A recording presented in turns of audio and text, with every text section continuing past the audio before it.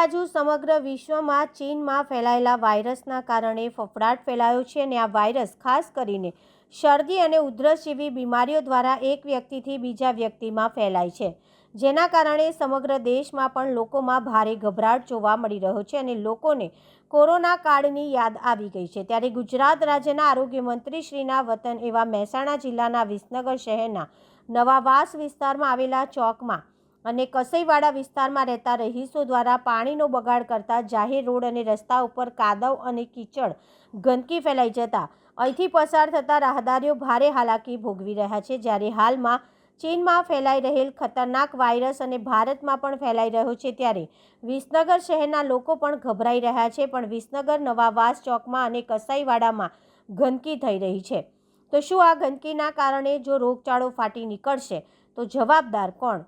શું નગરપાલિકા તંત્ર દ્વારા ગંભીરતાથી તાત્કાલિક અસરથી આ બાબતે કોઈ પગલાં લેવામાં આવશે ખરા, કે પછી રોગચાળો ફેલાશે તેની રાહ જોવાશે? રિપોર્ટર પ્રકાશ સોની।